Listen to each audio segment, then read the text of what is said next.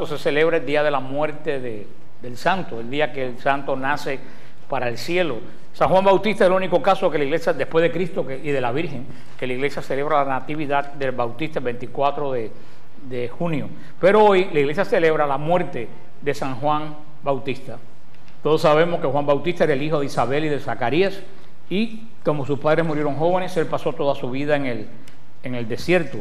Todos sabemos la historia como la hija de Herodias, pues que estaba en concubinato con Herodes Antipas, pues le incitó a Herodes a pedir la cabeza de Juan. Y hoy en la fortaleza de Maqueronte, que todavía se ve en Israel de lejos cuando vamos a Israel, cerca del área esta de Belén, y pues hoy la iglesia celebra el sacrificio de Juan el Bautista, de quien el Señor dijo una de las palabras más grandes que se ha dicho después de la Virgen, que no ha nacido hombre más grande nacido de mujer.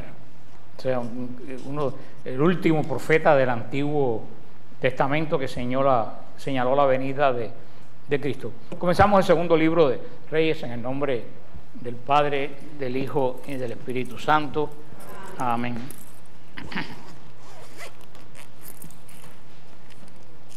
Como siempre, antes de empezar el estudio, invocamos al Espíritu Santo. Espíritu Santo, ilumina nuestro entendimiento para que al leer o estudiar la Sagrada Escritura sintamos la presencia de Dios Padre que se manifiesta a través de tu palabra. Abre nuestro corazón para darnos cuenta del querer de Dios y la manera de hacerlo realidad en nuestras acciones de cada día. Instrúyenos en tus sendas para que, teniendo en cuenta tu palabra, seamos dignos de tu presencia en el mundo. Amén. Estamos en Segunda de Reyes, capítulo 23. Nos quedamos del 26 en adelante, siguiendo con este estudio, que llegamos a la muerte de Josías y llegamos a una parte triste en la historia de Josías.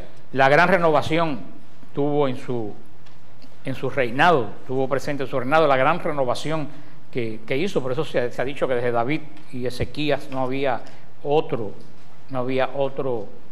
rey como él. Y curiosamente en la iglesia bizantina ayer domingo se celebraba el día de San Ezequías, y estaba vestido con la corona y todo en el icono que pusieron. Josías llegó a término esta grandísima renovación que hemos visto. Vimos los pasos de la renovación de un pueblo la semana pasada, que tuvo lugar al final de su reinado. Y muy pronto después de eso, ya el pueblo estará en el cautiverio babilónico.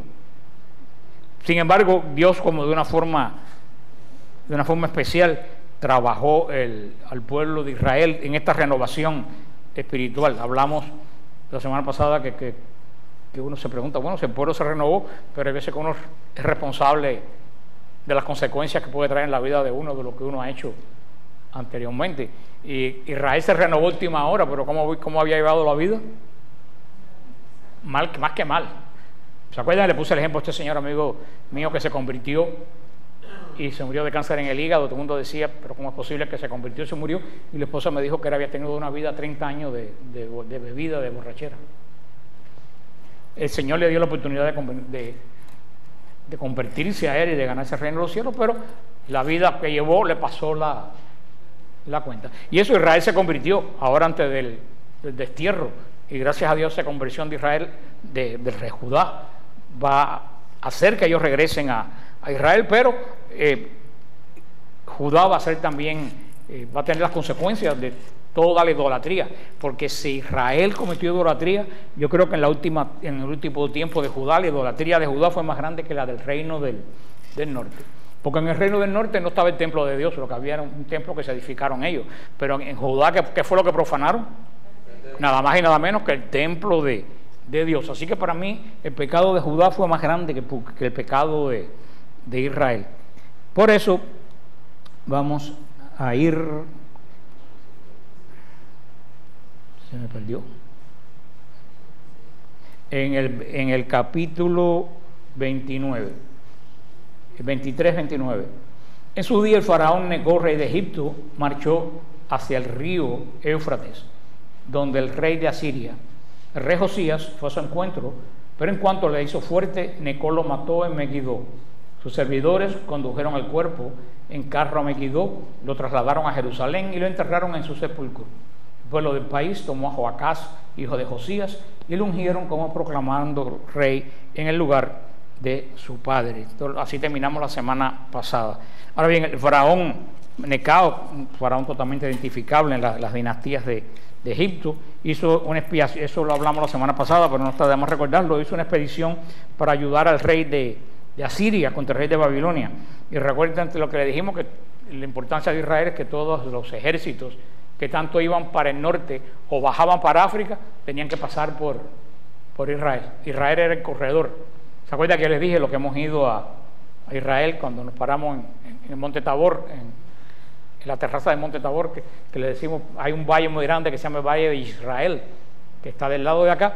Por ese valle es que subían y bajaban todos los ejércitos, y en Megiddo era un valle mucho más pequeño donde los israelitas podían atacar a los ejércitos invasores que no podían maniobrar mucho. Y Josías, en vez de quedarse en su casa, se las dio de guapo y salió el faraón no iba a invadir a Judá, iba a pasar para Siria, y le presentó batalla al rey más grande del momento, y esta acción fue un verdadero desastre. Esa lucha no era de Josías, él debía haberse quedado en su casa. Por eso hay que tener mucho cuidado con dar las batallas que no son tuyas.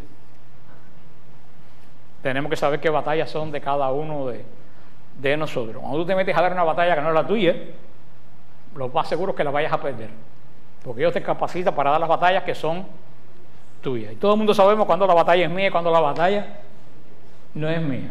Cuando la batalla no es mía, ¿qué tenemos que hacer? Y orar por eso. Pero no te metas a dar batallas que no son tuyas, porque mira, Josías, ¿quién lo metió en esto? Nadie. Él mismo tenía que haber dicho: faraón, ¿quieres pasar? Pasa. Si va a pasar por un estrecho solamente, no se iba a quedar ahí. Ah, pues se metió, no, esta tierra es mía, aquí no pasa. Esa cuestión no era de él. Y mira lo que fue muerto en Megiddo. Josías fue un gran hombre de Dios, pero como todo hombre de Dios es imperfecto, y aquí actuó de una manera insensata. Entró en una batalla que no le correspondía dar, y eso trajo la muerte. Después de esto, ¿quién entra a reinar? Joacás, hijo de Josías, y dice así en el capítulo 31. Joacás tenía 23 años cuando comenzó a reinar, y reinó 3 meses en Jerusalén. Su madre se llamaba Jamital, hija de Jeremías de Libná. Hizo lo malo a los ojos del Señor, exactamente como lo habían hecho sus padres, o sea, sus antepasados. El faraón Neco lo hizo prisionero en Riblá, en el país de Hamat, para impedirle reinar en Jerusalén, e impuso al país una indemnización de 100 talentos de plata y 10 talentos de oro. Faraón Neco designó al rey a Eliaquín, hijo de Josías, en lugar de su padre Josías, cambiando su nombre por el de Joaquín. Tomó Joacás y lo llevó a Egipto, donde murió. Joaquín entregó al faraón la plata y el oro, pero le impuso un gravamen sobre el país para pagar el dinero exigido por el faraón. Requirió al pueblo del país, a cada uno según sus bienes de plata y el oro que había entregado al faraón Neco. El Señor añada bendición a su santa palabra. Y nos encontramos el problema más grande del mundo: los impuestos. ¿Se acuerdan qué le pasó a Salomón y al hijo de Salomón? Sobre todo el hijo de Salomón, que dijo: si mi padre le puso impuestos, yo le voy a poner más impuestos todavía. Y eso causó la rebelión. Y ahora vemos que producto de esta mala decisión del rey Josías, ahora el faraón de Egipto le va a poner un tremendo peso a Israel. ¿Y quién lo va a pagar? Como siempre, el pueblo. Eso no es nuevo. Joaquín Joacín, era como era primero, era otro de los hijos de Josías, y reinó por 11 años. Pero Joacín también fue, igual que Joacás, fue un mal rey. Los asuntos del reino como podemos ver, iban de mal en peor. Joacás fue un rey malvado, el hijo de Josías, pero Joaquín fue todavía peor. Y en aquel tiempo, ya que vemos aparecer de esto Babilonia, que aparece Babilonia, era una gran potencia. En ese momento Babilonia estaba surgiendo en el oriente, en el río Éufrates, donde estaba esa parte que está Bagdad hoy en día, estaba pasando como una gran potencia. Y como siempre pasa, Babilonia, la gran potencia que nacía, estaba desplazando a la otra gran potencia. ¿Quién era la otra gran potencia? Asiria. ¿Se acuerdan? Asiria fue el que asoló al reino del norte. Ahora Babilonia surge como potencia y Babilonia echa a un lado a Siria. Por eso el norte fue a Siria y Judá fue a Babilonia. Por eso son dos exilios muy cerca, pero separados.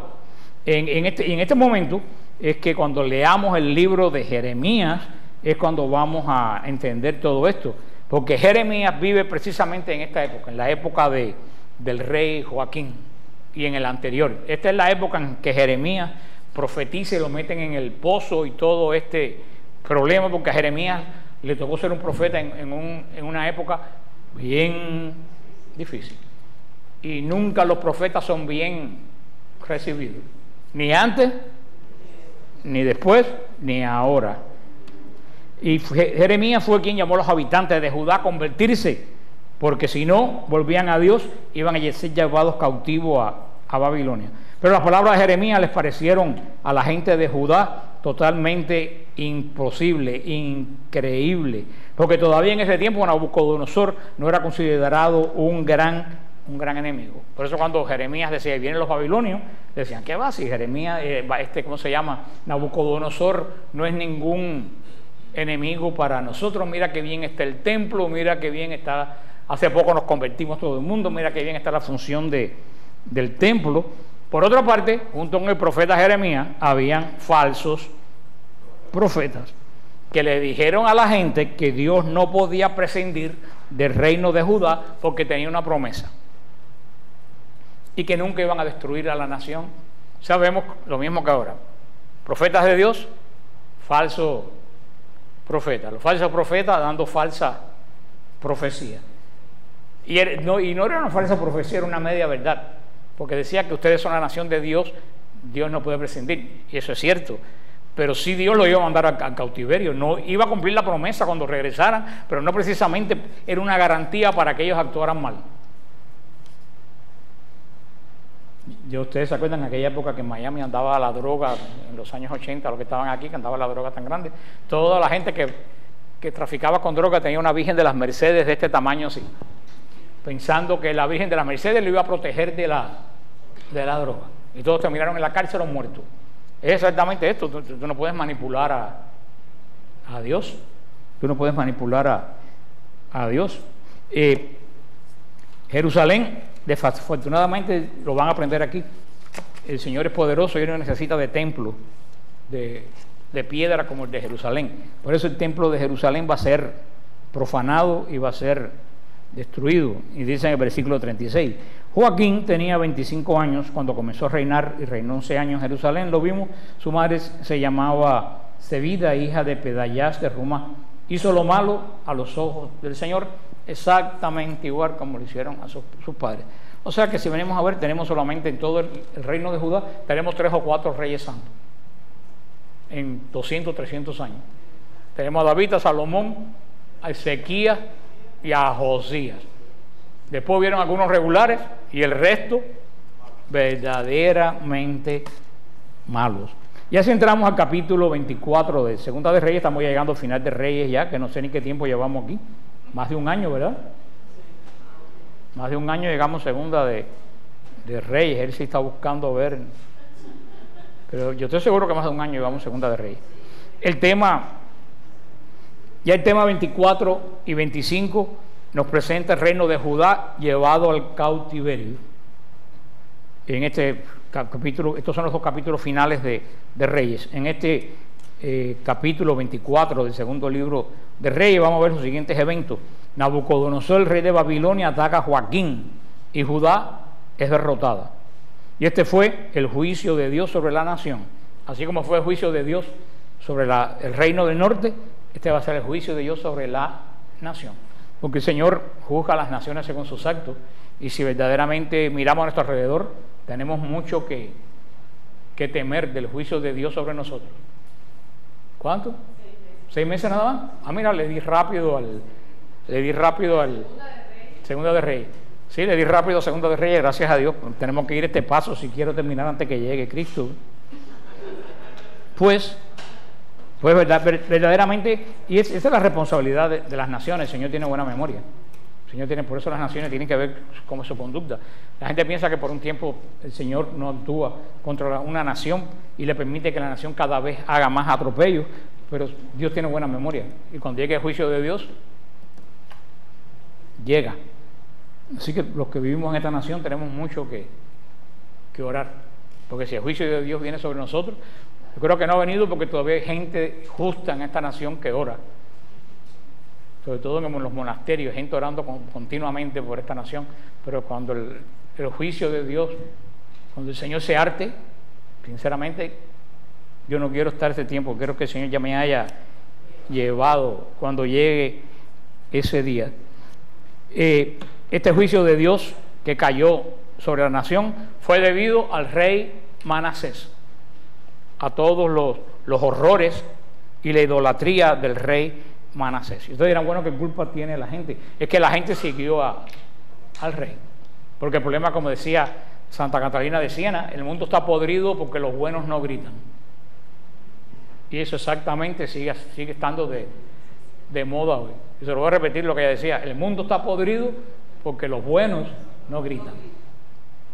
Tanta culpa tuvo Manasés como el pueblo que apoyó a Manasés por una falsa seguridad, basándose en falsas profecías y en falsas seguridades. O sea que si hubo un Manasés fue porque el pueblo lo permitió. Y cuidado con nosotros permitiendo Manasés y Jezabel.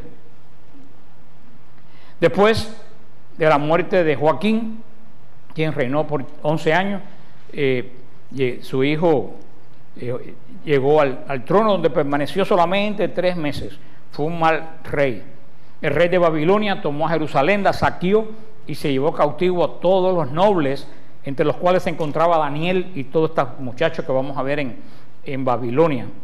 Nabucodonosor se llevó también cautivo al rey Joaquín a Babilonia y colocó en su lugar como rey a su tío Matatías, y cambió su nombre por Sedequías. No se decía Sedequías. Sedequías también fue un mal rey y se rebeló contra Nabucodonosor, y de ahí ya vino el final de Israel. O sea que vamos al capítulo 24:1, en el nombre del Padre, del Hijo y del Espíritu Santo. En sus días Nabucodonosor, el rey de Babilonia, emprendió una campaña y Joaquín pasó a ser vasallo suyo por 3 años. Pero luego cambió y se rebeló contra él. El Señor lanzó contra él bandas de caldeos, arameos, moabitas y amonitas. Le envió contra Judá para aniquilarla, conforme al oráculo del Señor pronunciado por boca de sus siervos los profetas. Esto lo ocurrió a Judá por orden del Señor, que le echó de su presencia por los pecados cometidos por Manasés, y también por la sangre inocente que había derramado. Inundó Jerusalén de sangre inocente, y el Señor no lo perdonó. El resto de los hechos de Joaquín, todo lo que hizo, no está escrito en el libro de los anales de los reyes de Judá. La pregunta de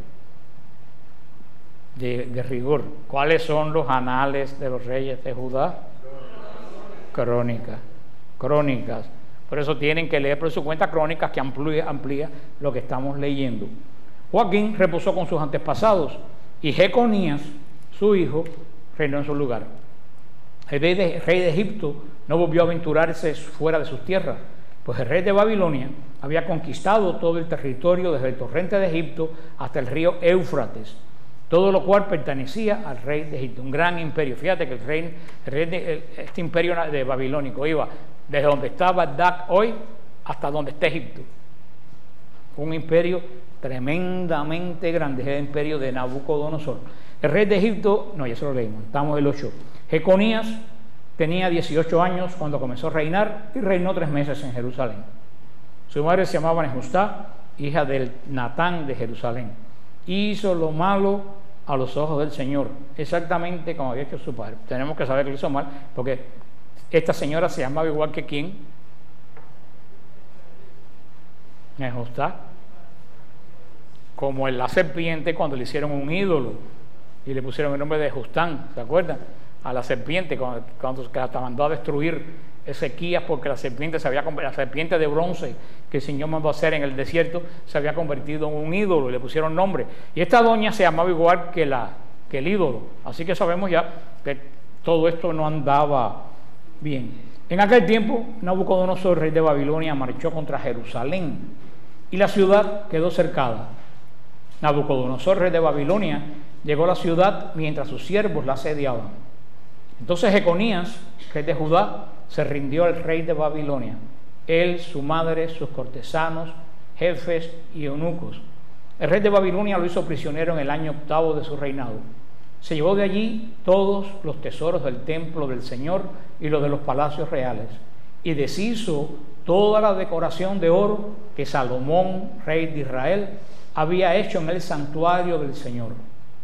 Deportó a toda Jerusalén, todos los jefes y guerreros, 10,000 deportados, y todos los herreros y cerrajeros.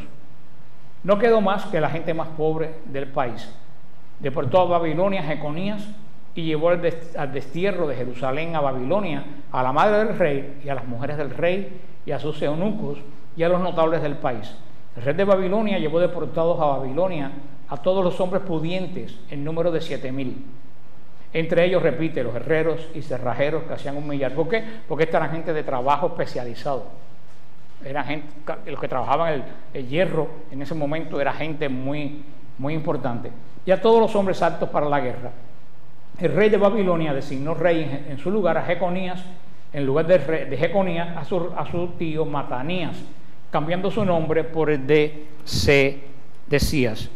Vemos que, viendo esta historia, por arriba, el faraón de Egipto había puesto en el trono a Joaquín, pero el faraón de Egipto perdió todas sus posesiones. Como vemos, Nabucodonosor lo arrasó. Así que el rey Joaquín perdió al padrino.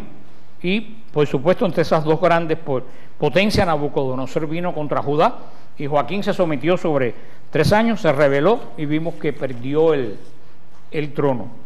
Ya dijimos que Manasés había sido un rey malvado. Si la gloria del Señor, ¿se acuerdan? El rey Manasés antiguo no se apartó del templo durante su reinado, hizo que después, más tarde, al final de todo su reinado, se apartara la gloria de Dios cuando profanó el santuario. O sea que ya el templo no era templo. Ya la gloria de Dios no residía en el templo. Por eso, cuando se dice que la gloria de Dios se fue del templo en época de Manasés, quiere decir que el templo perdió su característica de santo. Y el templo no era santo, era como una casa cualquiera. O sea, que el templo depende del Dios que lo mora. Si no tiene un Dios que lo mora, pues deja de ser templo. Y en Israel lo que moraba era la gloria de Dios. Es cuando quitan, aquí en el Santísimo, pero cuando quitan el Santísimo de una iglesia, pues pasa a ser un salón consagrado, pero no está la presencia de Dios. Por eso que ya el templo no fue profanado por Nabucodonosor. El templo fue profanado ¿por quién? Por Manasés. Y después de eso, es lo que tenemos que tener en cuenta, después de eso el templo no volvió a ser templo más nunca. Estamos ante el final del templo de Jerusalén como tal. ¿Por qué? Porque ahora vamos a ver, aquí en este momento es cuando viene Nabucodonosor, es cuando Jeremías esconde el arca de la alianza. Como venían los babilonios, Jeremías esconde el arca de la alianza. Dice en uno de los libros que le esconde en una cueva y salió caminando, pero después, a medio de camino, dijo, más vale que marque la cueva. Y cuando viró, no la pudo encontrar. Pero le voy a preguntar, si la gloria de Dios se había ido, ¿de qué servía el arca? ¿De qué servía? Es como un sagrario vacío. El arca por sí no tenía ningún poder. El poder del arca era el pacto de Dios que estaba adentro, las tablas de la ley. el pacto de Dios con Israel. Y si Israel incumplió el pacto, ¿para qué sirve el arca? Es como si ustedes tienen un contrato con el banco del carro, no pagan el carro se lo llevan, ¿de qué les sirve el contrato con el banco? ¿Le sirve de algo? Si vino la grúa y te llevó el carro, ese papel que tú tienes en tu casa, ¿de qué te sirve? De nada. Pues entonces ellos estaban muy confiados en las tablas de la ley, pero las tablas de la ley eran dos pedazos de piedra. El asunto no era que tenían las tablas, es que tenían que cumplir.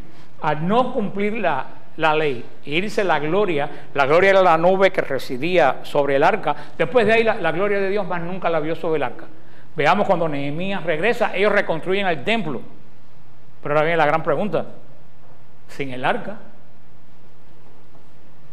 ya no había arca. Y estaba mandado que los sacrificios tenían que hacerse ¿dónde? Dentro del arca, porque los sacrificios por los pecados que se cometían contra las leyes que estaban dentro del arca. Y a partir de ahí, el día de Yom Kippur, cuando el sacerdote entraba detrás de la cortina a echar la sangre, ¿qué había? Nada. La piedra angular donde estaba el arca. Entonces el sacerdote a partir de ahí tiraba la sangre sobre la piedra. Por eso dice el profeta Isaías: te voy a quitar el corazón de piedra para darte uno de carne. Y eso era un ejemplo muy grande. Ya la sangre de perdón de los pecados no caía sobre la ley. ¿Caía sobre qué? Sobre una piedra. O sea que podemos decir que aunque el reino de Israel siguió dando tumbos y hubo un rey Herodes que levantó aquel templo magnífico como nos conoció Cristo, a partir de ahí fue un culto totalmente vacío. Y si se recuerdan, el Señor llamó a Israel para que saliera al desierto a adorar. La función principal de Israel era la adoración en el medio de un mundo que no adoraba. Por eso en cuanto llega al desierto, ¿qué es lo que establece el Señor con Israel? Un sistema de adoración. En el libro del Éxodo y Levítico. Y un sistema de adoración que giraba alrededor de ¿qué? No de los sacrificios. Porque a veces lo que le dije, sin sacrificio no hay adoración. En toda la Biblia, para que haya sacrificio, para que haya adoración, tiene que haber sacrificio.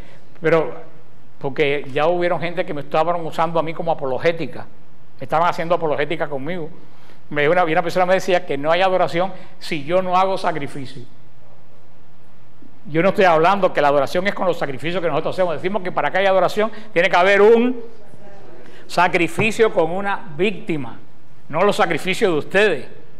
Y ahí entendió que eran los sacrificios de la gente para que hubiera adoración. No, es que el Levítico se basa en el sistema de adoración, una víctima que se ofrece, se acuerda cuando lo estudiamos, y se transforma. Porque el objetivo de la adoración es que la víctima que se ofrece se transforma. Si la víctima no se transforma, no hay adoración. Como si mi vida no se transforma en obediencia a Dios, yo no tengo adoración. Porque la adoración está totalmente ligada con la fidelidad y con la obediencia. Parece que no, pero si una persona que no es obediente, ¿a qué va a adorar? O sea, adorar es someterte al Dios que te ha deslumbrado. Y a partir de aquí es lo triste, a partir de aquí Israel lo que tuvo fue un símbolo vacío. Siguieron con sus cultos, pero era un culto totalmente hueco. Que tuvieron un gran problema porque ya no podía haber ni siquiera el perdón de los pecados. Yo no sé cómo la gente, a lo mejor yo no sé si es que la gente no sabría que el arca ya no estaba. A lo mejor los sacerdotes engañaron a la gente y le dijeron que el arca estaba, porque yo no sé cómo siguieron el culto sabiendo que atrás, que ellos no entendieron que Dios les dio una señal cuando el arca se desapareció. Fíjate que el arca no cayó en manos de Nabucodonosor, el arca se desapareció. No puede decirse que un rey pagano tomó el pacto de Dios. Él no lo tocó, el arca desapareció antes que él llegara. O sea que es muy interesante esto que estamos leyendo, porque aunque después va a regresar Judá a esperar la venida de Cristo, el culto primero de Israel aquí desapareció. Por eso, como le expliqué hace unas semanas, comenzó en Babilonia lo que hoy se conoce como la sinagoga. Empezó y lo veremos después. Ahora vemos introducción. No. ¿Dónde nos quedamos? En el 4. ¿En el 24 qué? Sí, 24. Yo leí algo de 24, ¿no? En el 7.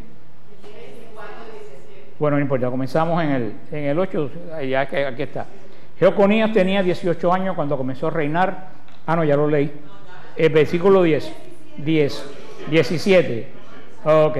El rey de Babilonia designó rey en lugar de Jeconías a su tío Matanías, cambiando el nombre por Sedecías.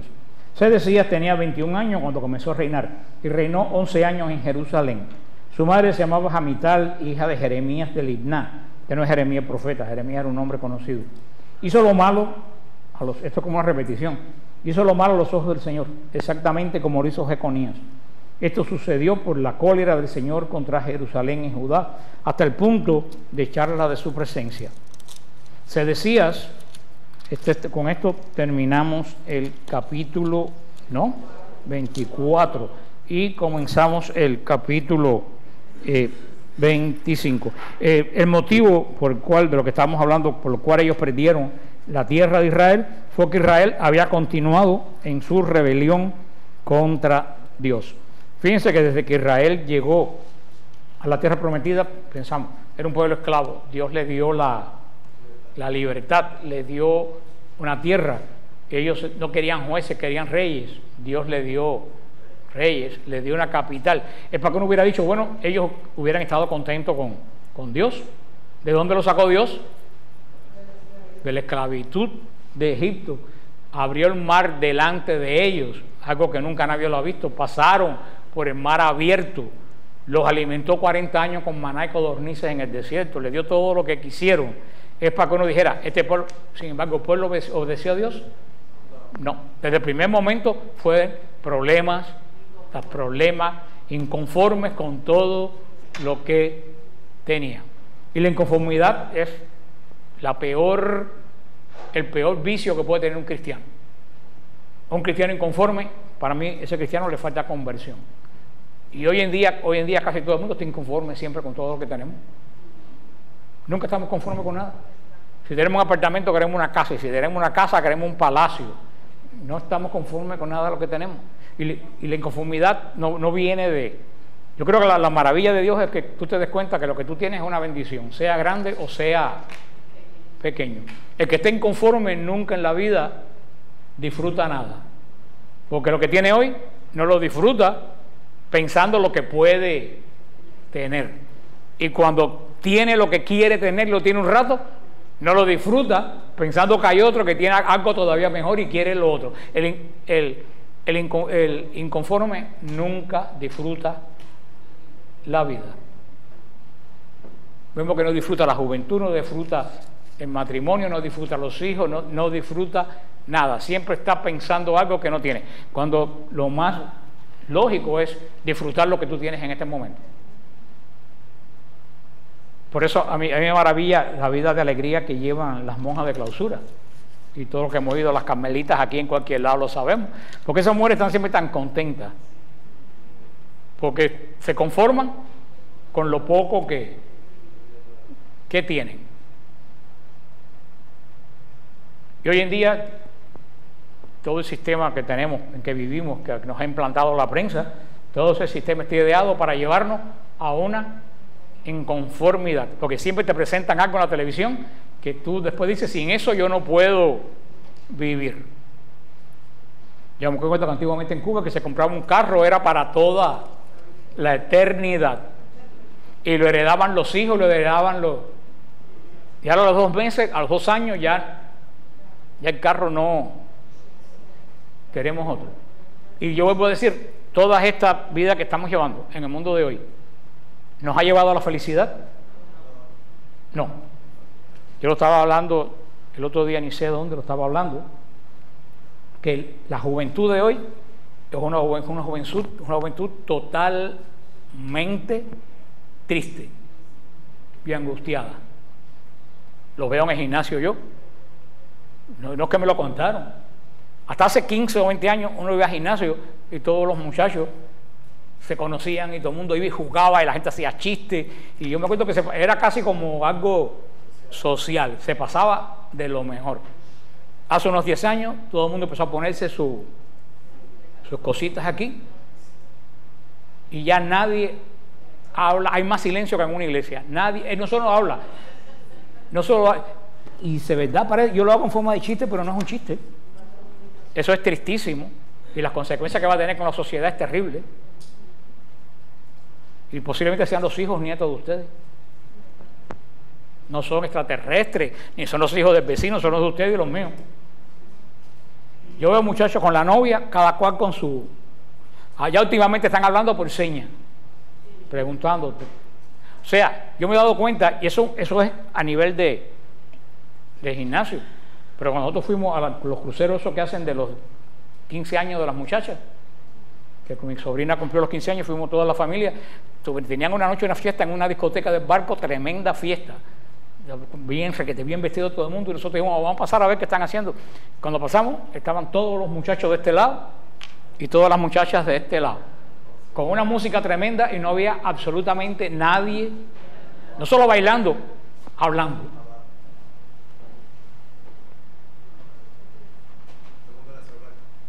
Hermano, eso yo no veo que nadie le da por reflexionar. Tenemos una juventud inconforme y porque son inconformes están tristes. Y están tristes. Yo estaba un día en Madrid y venían, porque todavía otros países la juventud todavía no ha llegado al grado que ha llegado aquí. Todavía en otros países más o menos van en ese camino, no se han dado cuenta. Pero yo estaba en Madrid y una pila de muchachos venían hablando, jugando por una de las calles por ahí, por cerca de la plaza Plaza del Sol, venían hablando, empujándose. Después la primera veo como 5 o 6 muchachos caminando así. Yo dije, esos son de Estados Unidos. No, efectivamente, cuando hablaron, porque estaban preguntando una cosa para comer, eran de acá. Cada cual con su... Y todos con cara de bravo. Mira por la calle, veía un mall, para que tú veas que todos los muchachos caminan mirando para abajo y con cara de disgustado. Ahora yo quiero que ustedes piensen qué va a pasar cuando esa gente tenga 40 y 50 años. ¿Y qué le van a inculcar a los hijos de ellos? Sin embargo, estamos como Jerusalén. Los profetas dicen, viene Nabucodonosor y todo el mundo encantado de la vida. Aquí no pasa nada, mira qué bien estamos. Hasta que llegó Nabucodonosor y derrumbó a Jerusalén. Y después lamentarnos, ¿por qué Dios nos hace esto? Como le digo desde que empezamos el estudio de la Biblia, cambia la ropa, cambia la tecnología, pero el ser humano sigue exactamente igual. Y lo peor del caso es que no escarmentamos con lo que leemos en la Biblia. Me voy a tomar, ya por terminar, un momentito, porque quiero terminar rapidito el último capítulo para la semana que viene, empezar con Nehemías y Esdras, porque ya lo que queda pues es poco, así que vamos a ver el capítulo 25. El año 9 de su reinado, el mes 10, Nabucodonosor, rey de Babilonia, vino con todo su ejército contra Jerusalén. Acampó frente a ella y la cercaron con una empalizada. La ciudad quedó sitiada hasta el año 11 de Sedecías.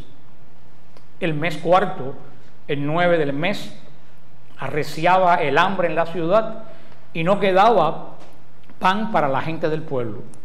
Se abrió entonces un boquete en la muralla y a pesar de que los caldeos rodeaban completamente la ciudad, el rey salió con todos los soldados durante la noche por la puerta entre los 2 muros que estaba cerca del parque del rey. Se fue por el camino de la Arabá. Las tropas caldeas persiguieron al rey y le dieron alcance en la estepa de Jericó. Entonces todas sus tropas se dispersaron abandonándolos. Capturaron al rey y lo llevaron ante el rey de Babilonia, a Riblá. Lo sometieron a juicio. A la vista de Sedecías degollaron a sus hijos. A él le arrancaron los ojos. Lo encadenaron con una doble cadena de bronce y lo condujeron a Babilonia. En el mes quinto, el 7 del mes, era aquel año 19 de Nabucodonosor, rey de Babilonia, Nebuzardán, jefe de la guardia, siervo del rey de Babilonia, vino a Jerusalén, incendió el templo del Señor, el palacio real y todas las casas de Jerusalén. Puso fuego a la casa de los altos personajes. Todas las tropas caldeas que acompañaron al jefe de la guardia demolieron las murallas que rodeaban a Jerusalén. Nebuzardán, jefe de la guardia, deportó el resto del pueblo que quedaba en la ciudad, a los desertores que se habían pasado al rey de Babilonia y al resto de la población. El jefe de la guardia dejó una parte de los más pobres del pueblo del país para cultivar las viñas y los campos. Los caldeos rompieron las columnas de bronce del templo, las basas y el mar de bronce. ¿Se recuerdan todo esto que se hizo en el desierto y que venía desde la época de Moisés? Desapareció para siempre. Tomaron también los ceniceros, no es que fumaban la gente, era donde se ponía la ceniza de esos sacrificios. Porque después que no me diga que está justificado fumar, porque dice que había cenicero en Jerusalén, porque todo es posible. Las paletas, los cuchillos, las cucharas y todos los utensilios de bronce destinados al culto. El jefe de la guardia tomó los incensarios y los aspersorios, tanto los de oro como los de plata, las dos columnas, el mar que era único y las basas que Salomón había fabricado para el templo del Señor. El peso del bronce de todos estos objetos era incalculable. La altura de la primera columna era de 18 codos, una cantidad de metros tremendo. Soportaba un capitel de bronce de 5 codos de alto, con un trenzado y granadas en torno, todo de bronce. O sea, eran unas columnas verdaderamente impresionantes. El jefe de la guardia hizo prisionero a Serayás, sacerdote principal, el sumo sacerdote, a Cefanías, segundo sacerdotes, y a los 3 guardias del umbral.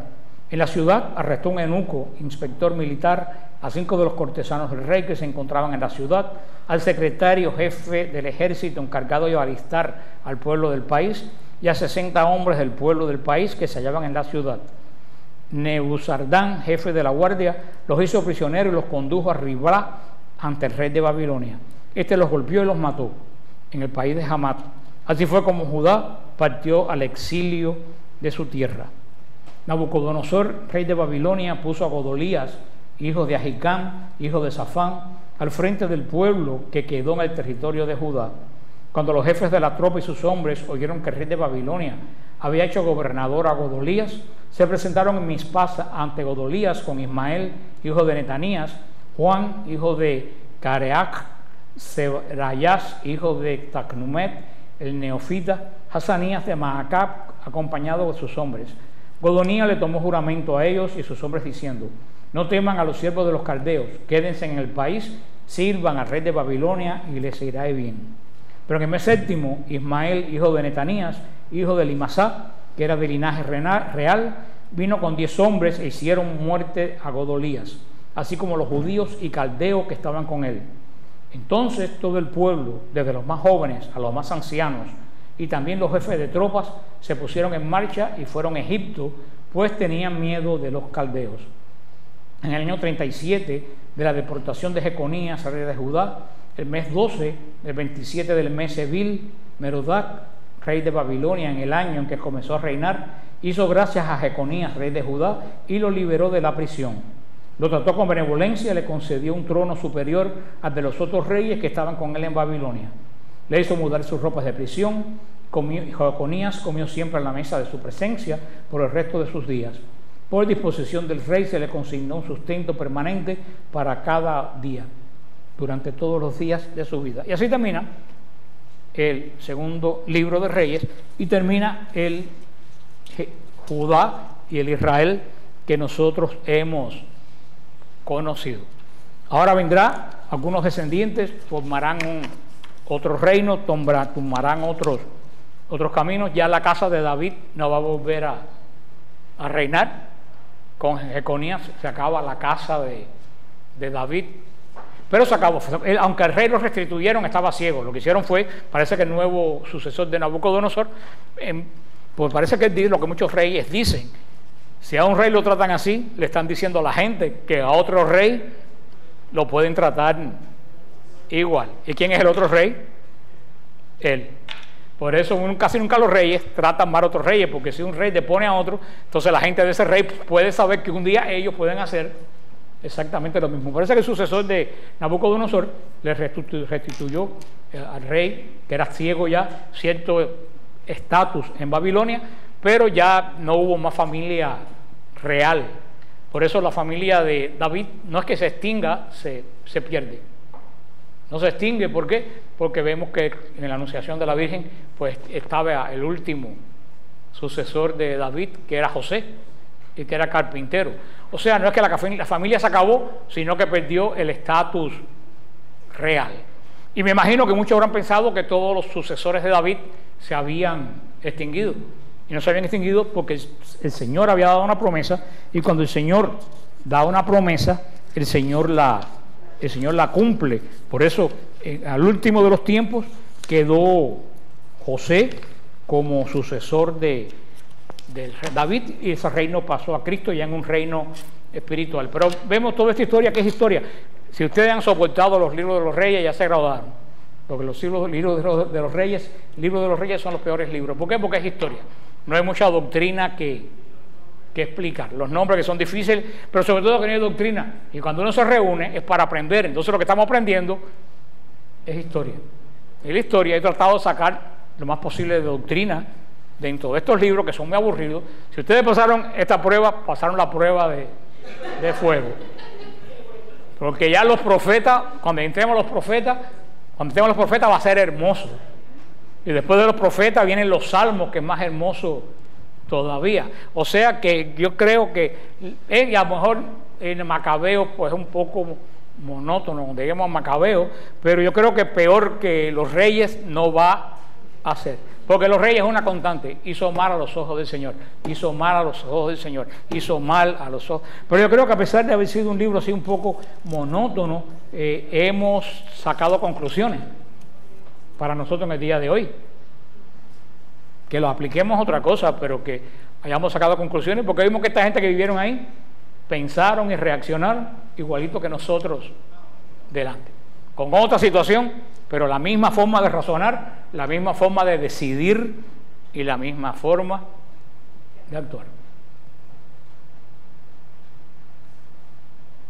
Y yo no quiero ser profeta de calamidad, pero sí yo lo digo. Yo creo que en Estados Unidos estamos frente a un año decisivo. En este año esto se arregla o se hunde para siempre. Y por mal que le caiga a la gente, la iglesia tiene, y eso mucha gente en la iglesia no tiene los pantalones para decirlo. Hay algunos obispos que sí han tenido pantalones para decirlo. El padre Pavón, que es el presidente de Priests for Life, también lo ha dicho. Hay dos principios que la Iglesia Católica no es negociable en las elecciones. Los dos principios son el aborto y la familia. Todo lo demás es negociable. El aborto y la familia, bajo ningún concepto, es negociable. Punto. No hay más nada que decir. Cada cual vote según su conciencia. Pero después que no se arrepienta. Ustedes se acuerdan el escrito que yo hice cuando ganó Obama, que lo pasaron por medio América Latina, y yo dije el escrito cuando ganó Obama exactamente la situación que vemos hoy. ¿Qué ganamos con ese cambio? Absolutamente nada. Los negros están más negros no, perdón, bórrame eso. Eso me pasa a mí por decir disparate. Entonces los negros se ponen blancos. Los negros están más pobres que nunca. Borra eso. Que te juro que no es un chiste, es un lapso. Los negros están más pobres que nunca. Y no lo digo yo, son las estadísticas. De 26 millones de personas con bonos de alimento hay 49. El doble de personas viviendo del gobierno. Los latinos están más pobres. Los latinos están más pobres después de 8 años. 2.5 millones de deportados latinos la inmensa mayoría. Vuelvo a preguntar, ¿qué cumplió? Sí, les cumplió a los gays, le cumplió a los gays y mucho, es con la única gente que él cumplió. Y con el aborto, que lo primero que hizo fue quitar la ley que prohibía al aborto a los 9 meses, sacarle el cerebro al niño con un vacuum cleaner. Esa fue la primera ley que él quitó, que Bush había prohibido el aborto parcial y él lo volvió a poner. Aparte de eso, ¿qué ganó el país? Un país más dividido que nunca. Hay un racismo hoy en día que hacía años que se había acabado. Hacía 40 años, desde los Panteras Negras, desde los 60 no habían resurgido. El racismo en este país prácticamente se había eliminado. Sale un presidente negro y ahora hay más racismo que nunca. Hay más pobres que nunca. Y todo eso yo lo advertí, pero ¿qué? Cada cual votó por su conciencia, no por lo que dice la iglesia. Y lo vuelvo a repetir este año y lo vuelvo a decir. Hay dos cosas que no es negociable en el voto cristiano: el aborto y la familia. Eso no es negociable. Esa es la doctrina de la iglesia. Todo el que le diga otras cosas es un mentiroso y un relativista. Porque andan algunos católicos por una televisión diciendo también disparate. Yo el otro día fajé con un supuesto apologista porque hizo, y después me quitas eso, Jorge, hizo un programa en María TV que para mí fue insultante, que puso la hipocresía de los pro-life. Ese fue el título, en un canal católico, porque dice que los pro-life eran muy hipócritas porque se ocupaban de los no nacidos pero no de los inmigrantes. Y yo le escribí y le dije, mira, perdóname, si un candidato presidencial promoviera matar a los inmigrantes, yo no votaba por ese. Pero hay una gran diferencia en devolverte al país donde tú naciste, tú viviste, es tu cultura, y está tu familia, a matar a un niño en el vientre de su madre sin ningún tipo de derecho que proteja a ese niño. En uno no hay muerte, en el otro hay muerte. Y el movimiento pro-life está fundado para defender a los no nacidos, como hay movimientos que defienden a los inmigrantes, y está muy bien que todo el mundo defienda a todo el mundo. Yo no quiero que deporten a nadie de Estados Unidos. Yo no quiero que deporten a nadie porque ya están viviendo aquí, pues. Pero si hay un problema que tenemos nosotros que enfrentar, es el problema de la inmigración. A este país cualquiera no puede entrar como si esto fuera un circo. Ningún país permite que la gente entre para su país como si fuera una feria.